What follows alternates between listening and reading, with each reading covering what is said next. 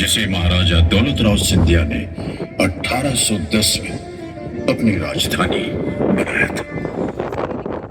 तुम लोग जानते हैं, हमने एक एक बोट घास काम के लिए चुना है। इधर का बाकी लोग हमारा साथ देगा, वो दिखाएगा किधर से किला का दीवार पर चढ़ना है। तुम्हारा कपड़े के जूते से कोई आवाज नहीं आएगा, समझा? ग्वालियर का किला हिंदुस्तान का चाबी है, इसको फतेह करना उतना ही जरूरी है जितना कि फांसी की लड़ाई में हमारा जीत। लेकिन बाद में महादजी सिंधिया ने किले पर पुनः कब्जा कर लिया। उनके उत्तराधिकारियों की सैन्य शक्ति से अंग्रेज लगातार परेशान रहे। 1843 में दोनों सेनाओं का महाराजपुर में मुकाबला हुआ। सिंधिया की फौज अकेले लड़ी और नेस्त नाबूद हो गई।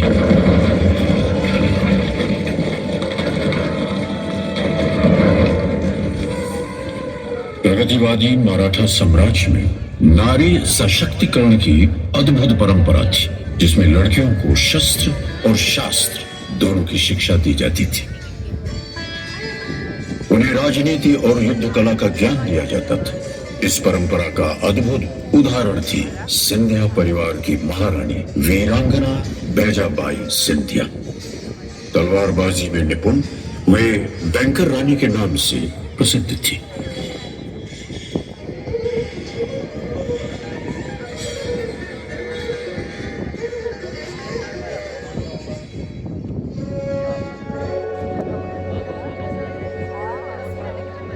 सन 1857 में एक तरफ मेरठ में मुट्ठी भर सिपाहियों ने देश भर में स्वतंत्रता संग्राम की चिंगारी जलाई, दूसरी तरफ मराठा महाराज सिंधिया के नुमाइंदों के साथ हुए गुप्त विचार विमर्श के अनुसार और उनके आमंत्रण पर वीर तात्या तोपे, राव साहेब पेशवा और झांसी की रानी लक्ष्मीबाई नेवालकर की सेनाओं ने ग्वालियर आकर विद्रोह की कमान संभाली। कहते हैं महारानी ताराबाई सिंधिया के कहने पर हमारे जांबाज क्रांतिकारियों के लिए सिंधिया कोषालय खोल दिया गया था।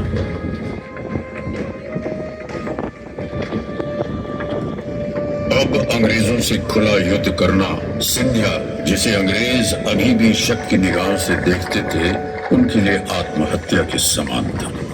इसलिए ग्वालियर के किले को सिंधिया महाराज की सेना ने रानी झांसी को सौंप दिया था।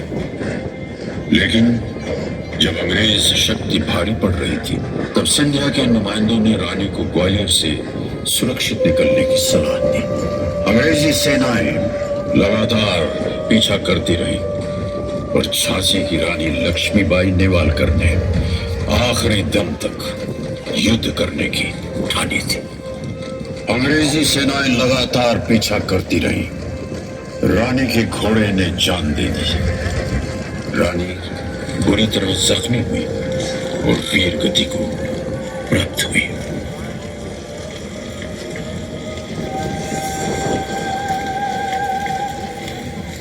बाद के वर्षों में मराठा सिंधिया राजवंश की छत्र छाया में ग्वालियर फलता फूलता रहा।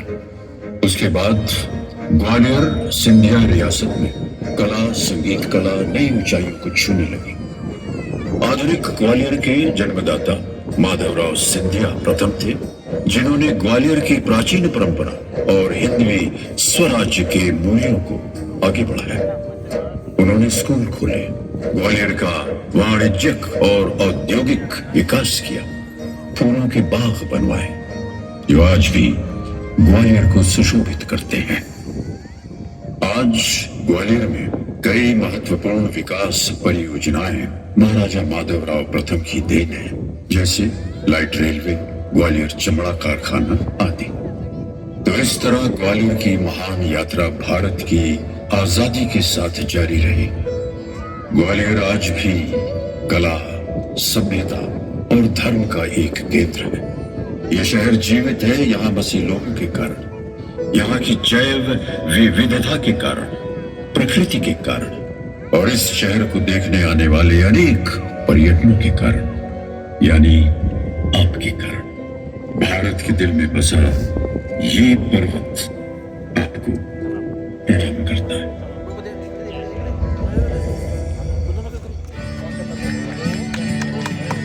बंद केलं का ते? चालू आहे